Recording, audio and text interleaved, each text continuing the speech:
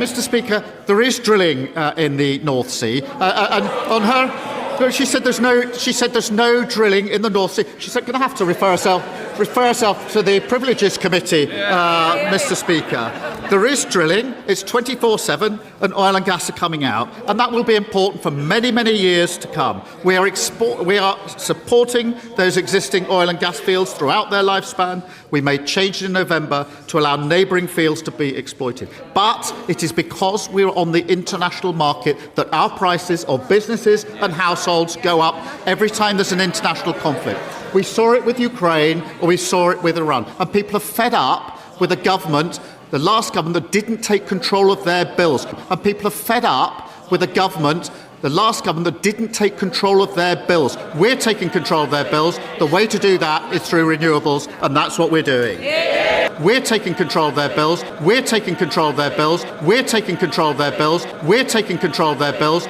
You know what I really feel, though, at the moment is the country feels so volatile and so divided at the moment in a way that I actually don't recall for the entire... I'm 49. I don't remember the country feeling like this.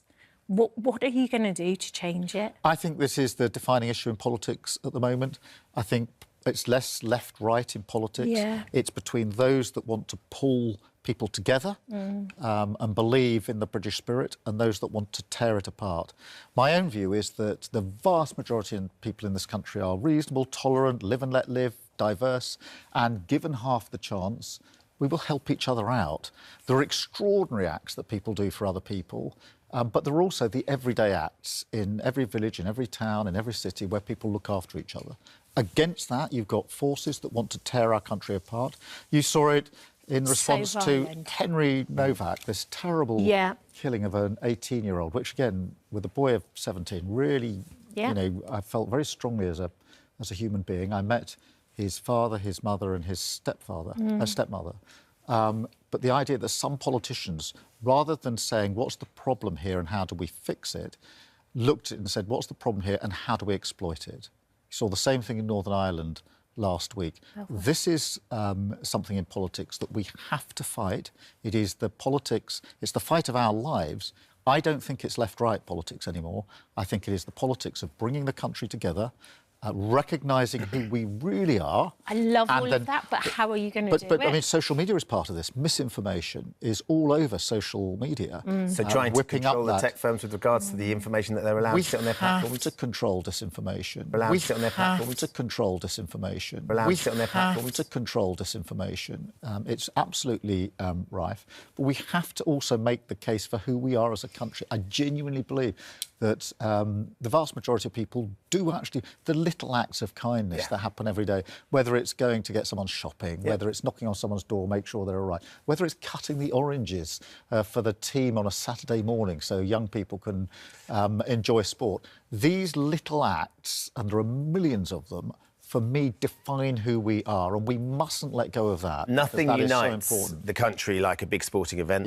Saturday. What they want to do is create an ID where they have access to all of your contract information through businesses, through your social media, etc.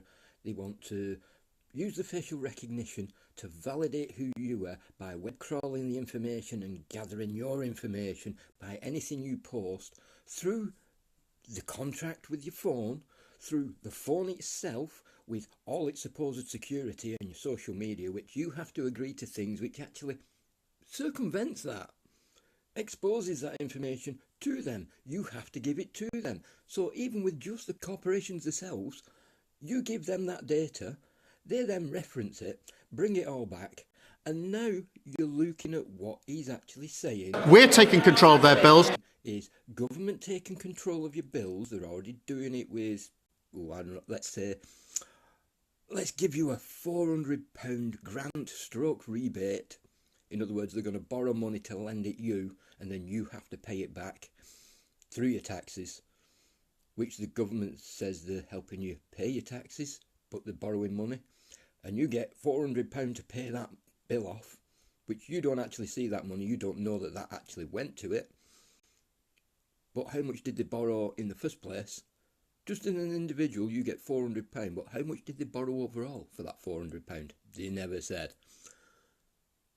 But what they're actually after is this highly updated, up to the second taxation system where you go and do the little acts of kindness that happen every day, whether it's going to get someone shopping, whether it's knocking on someone's door, make sure they're all right, whether it's cutting the oranges for the team on a Saturday morning so young people can enjoy sport. These little acts, and there are millions of them, for me, define who we are. And then they actually take the tax off you as an employer-employee.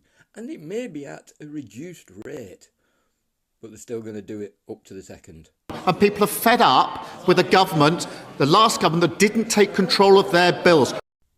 I haven't heard any of them come out with, "We love your passion." I'm talking about passion. Do you know what that word meant originally? Suffering. The way you get your own spirit through your own suffering. Self-chosen, self-made. The little acts of kindness that happen every day.